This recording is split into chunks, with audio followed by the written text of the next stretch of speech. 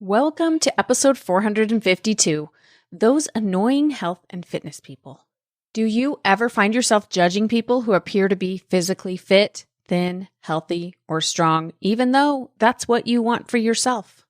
It's not just you. This is so common. It makes no sense, and yet it makes perfect sense. Today, we're diving into why we do this and how to override your default brain to become more empowered around your health goals and more of the non-judgmental person it feels so much better to be. Welcome to Better Than Happy. I'm Jody Moore, and I'll be your coach today. Okay, everybody, welcome to today's podcast. Today, we have a Q&A session. I'm going to answer a question that one of you left on the podcast hotline. If you have a question you want to leave, the number is 1-888-HI-JODY-M. That's Jody with a Y and M is in more, 1-888-HI-JODY-M. Let me go ahead and play this question, and then we're going to dive right in. I got all kinds of fun things I want to share with you today. Hi, Jody. This is my question. I was listening to your Money Haters podcast, and actually the whole time I was thinking about how I have judgment towards people that are healthy and fit. And even though that's what I want, I find myself self-sabotaging because I think I do have some negative thoughts about people that are in shape. Like maybe they're not relatable, stuck up or something. Even though I know that those thoughts aren't really true, I still have those thoughts. So I would love for you to talk about that on a podcast sometime and just how to kind of reframe those thoughts and if you think that would directly affect results as far as like getting healthier and stronger and being okay with feeling better and looking better and if that's what you want. So anyways, that's my question. Thank you. Okay, thank you so much for sending in this question. First of all, if you missed the Money Haters episode and you want to go back and listen to it after this, it's episode 447, just a few episodes back. What I love so much is how this woman identified that as she's listening to me talk about our judgment that we have over people with money and how that's impacting our money, maybe she doesn't have that issue, but she's like, I think I'm doing that with people who are healthy and people who are fit. And that's why coaching works so well for me, because I like to listen to other people get coached on different topics. There's an application oftentimes, even if I don't have the same circumstance. And in fact, it's much easier for me to apply what I want to change my own behaviors, my own mindset, my own models, if you will, when I'm hearing someone else than when it's me, because when it's me, I'm kind of nervous. I'm in the spotlight. I'm emotional. I'm in the thick of it. So that secondhand application is where I've gotten the most traction actually out of my coaching. But that said, here's where I want to begin. I am really fired up about this topic of food and bodies right now. I notice that I go through cycles of getting really excited about it and then other times where I don't want to think about it or talk about it at all. And of course, it correlates to whether or not I'm being successful in the way that I want to in my life around food and health. And what often excites me is when I find new tools and resources and new ways to think about it that empower me. And when I feel I'm getting closer to truly embodying these concepts and just becoming a person who lives a healthy lifestyle rather than having to think about it and get lots of help through coaching and apply and use a lot of my prefrontal cortex to make that happen. That is the phases of it though, right? Often for things that are challenging for us, we have to put a lot of intentional focus on it until it becomes a more natural part of who we are. So at any rate, I just have some new tools and resources I've discovered that add on really nicely to the things I've learned in the past and the work and progress that I've made in the past. I don't honestly view the work I've done around food as failures. I really don't. Like every time I learn something new about myself, about my body, about food in general. And then as I add on, it becomes more and more of who I am. Today's episode is brought to you by Make Peace with Food, a 4-week challenge with me, Jody Moore. When I think about the percentage of my thoughts in my lifetime that have been about food or my body, it makes me cringe. What a waste. Can you relate? Did you know you don't have to live this way for the rest of your life? It's true. Or maybe you have health goals you haven't been able to achieve and maintain, but you know you still have a lot of food and body drama preventing you from eating and living the way you need in order to achieve them. Whatever your goals are, I want to invite you to join me for Make Peace with Food. You'll learn things like the way you think about food either gives food more or less power in your life. How to decide whether or not you're using food as fuel or joy or both, and monitor yourself. How to choose what you want from food and then follow your own plan. How to navigate cravings and urges. What to do when you fall off the wagon. What to do when you've been really good and you feel like you need a reward. How to be patient and be in it for the long game. And of course, I'll be giving you all my favorite thoughts about food. This is our next deep dive workshop in the lab, so lab members will be able to participate already, but if you're not in the lab, you can join for just $29. Yep. For $29, you'll get multiple video lessons from me each of the 4 weeks and live Zoom calls weekly where you can bring your questions and get coaching. If you've been looking for something new to motivate you to make peace with food, consider this your sign. It's time. Head to jodymoore.com/food to join today. That's jodymoore.com/food. I want to begin by talking about just judgment in general. All right. So I often find myself reminding my clients that other people's judgments of them don't mean anything about them. They mean something about the person doing the judging. And this goes for both positive and negative judgment, right? If somebody is criticizing you or leaving negative comments on your social media or has a hard time with you for some reason, that doesn't tell us much about you. It tells us a lot about them. What does it tell us? Well, that's hard to say. What we know, though, is that it means something about their experience, about their current emotions, about where they're operating from, etc., right? It means something about them. Now, if that's true, if other people's judgment of you and of me means something about those other people, not about me and you, then it's also true that our judgment of other people means something about us. It doesn't mean anything about them. Okay? Now, normally we don't like to think of it this way because when we say other people judging you means something about them, I think there's this kind of quiet, unspoken assumption that it must mean something negative about them, right? If somebody is criticizing you, especially if they're doing it in a way that we would say is inappropriate or cruel or mean, then what does it mean about them? Maybe that they're not a good person, that they're not a nice person, whatever. We tend to have these negative assumptions about them. I want to suggest that we step back and clean that up because it doesn't necessarily mean something negative about them. It may mean that they're in a lot of fear. It may mean that they have some trauma. It can mean all kinds of things that we wouldn't necessarily call negative traits, right? Maybe just challenges that they're dealing with. And the same is true for you and I, my friends. You don't have to feel bad. Don't immediately feel bad when you're like, oh, my judgment of them is about me. Then the next automated response from a lot of you is, and I shouldn't be doing it. What's the matter with me?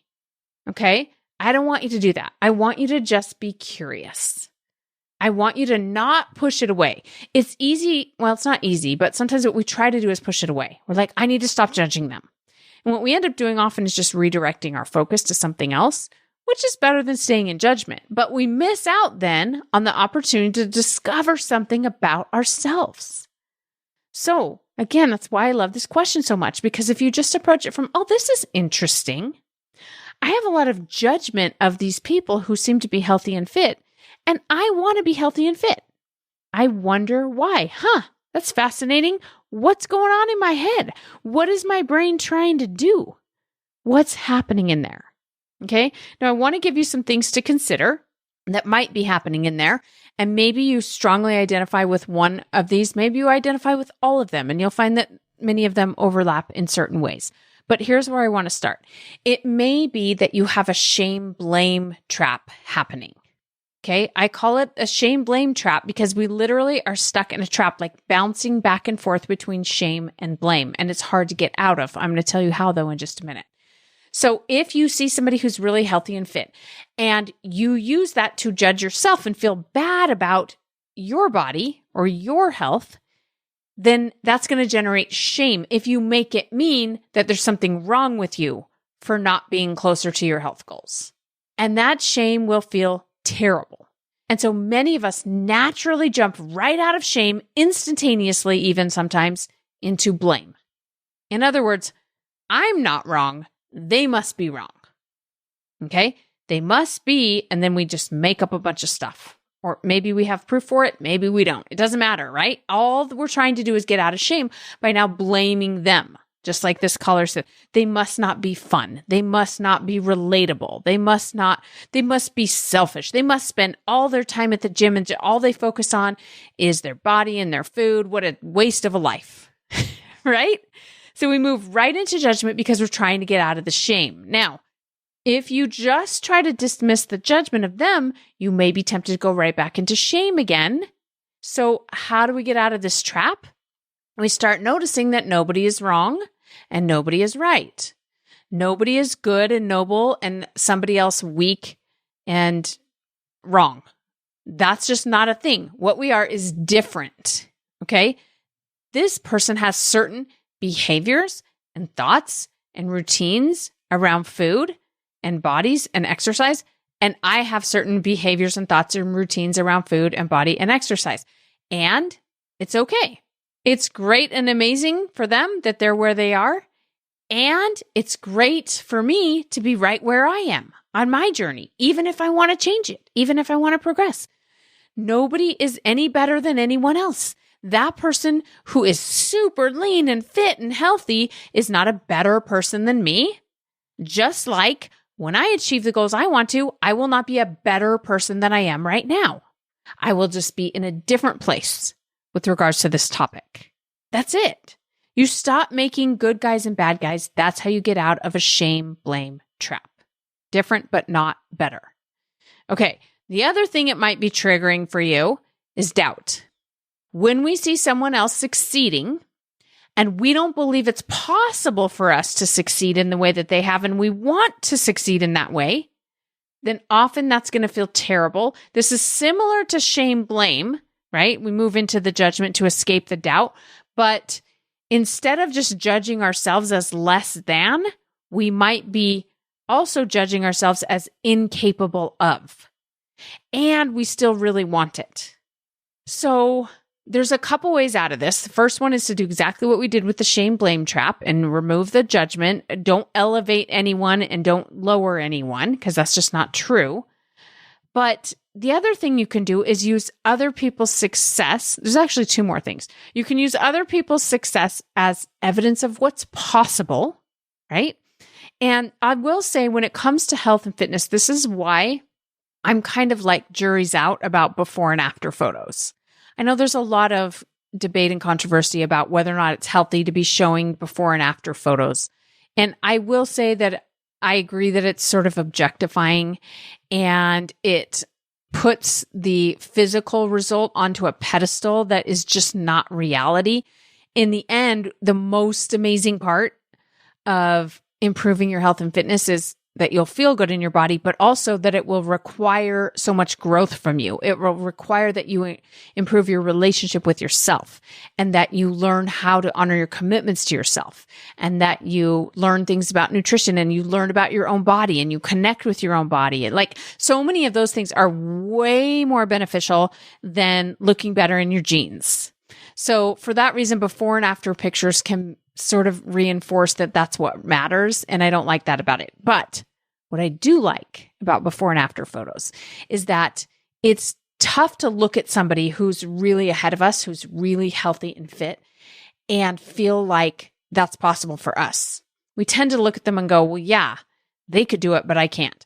But when you see a before picture and you see that they were in the same place you are, or maybe they started further behind where you are, and they've gotten to where they are, it gives your brain permission to believe that might be possible for you too.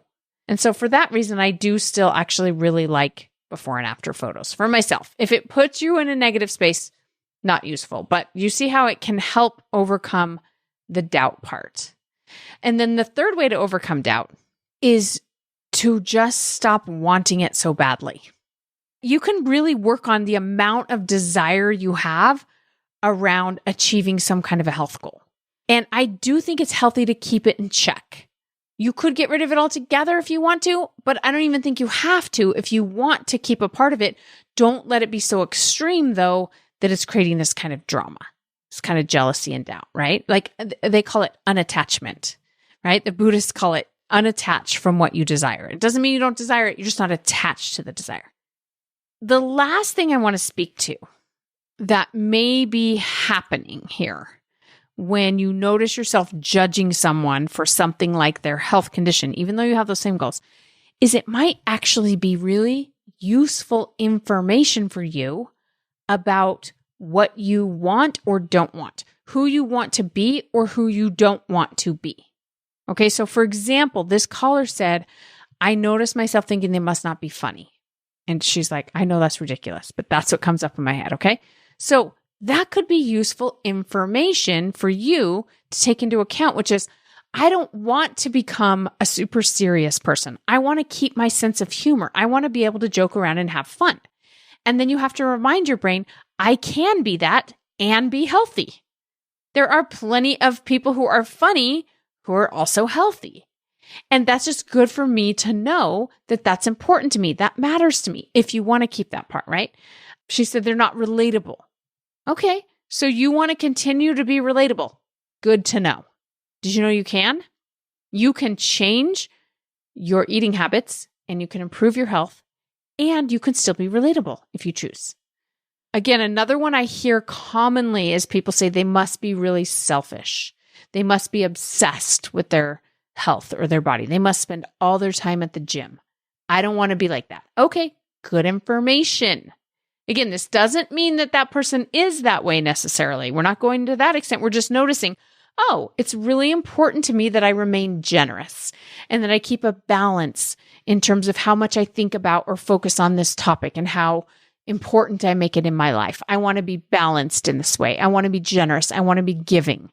Okay, good to know. Did you know, brain, that we can be that and we can be healthy? And this person might actually be really balanced too. Who knows? But thanks for reminding me how much that matters to me. I like that that matters to me. I want to keep letting that matter to me. And did you know, brain, that you can be that version of you and you can be healthy? We're just adding on to all the good parts of us that we want to keep. We don't have to change ourselves entirely. We don't have to let go of anything we want to keep. We just need to add on, right, to achieve some of these goals. So listen, I have so much more to say about this topic. I'm trying to decide how much more I should say today. But what I think is when you notice yourself judging other people for being the way that you want to be in the world, there is interesting information to be learned. And you can sit down and journal out what's happening in your brain. Remember, if you start judging yourself, telling yourself it's wrong or bad, you're going to lose access to that. You're going to go, I don't know what I'm thinking. I don't know. Or as you discover it, you're going to follow it up really quickly with, I know that's ridiculous. I know I shouldn't be thinking that. Don't do any of that. That's what has you losing access to this valuable information. Just let it be there and understand it and bring it up before you decide to do anything about it. Sometimes just letting it be there is enough and then it kind of goes away on its own. But sometimes it requires a little bit more coaching, a little bit more work, right? But definitely use your own judgments as useful information about what you want to work on. All right, you guys, that's what I got for you today. If you're going to join me for Make Peace with Food, like I said, I got a lot more. I'm excited to teach you about this topic and I want to hear what's going on in your head. So I'll see you there. Otherwise, thanks for joining me today on the podcast. Take care. If you find the podcast to be helpful, you're going to love The Lab. In Better Than Happy, The Lab, we experiment with applying all of it in your real life. Whether you're in the middle of a challenge and ready for some relief, or you're ready to commit to pursuing your dream goals and making them a reality, come join me in the lab at jodymoore.com/the lab. That's jodymoore.com/the lab.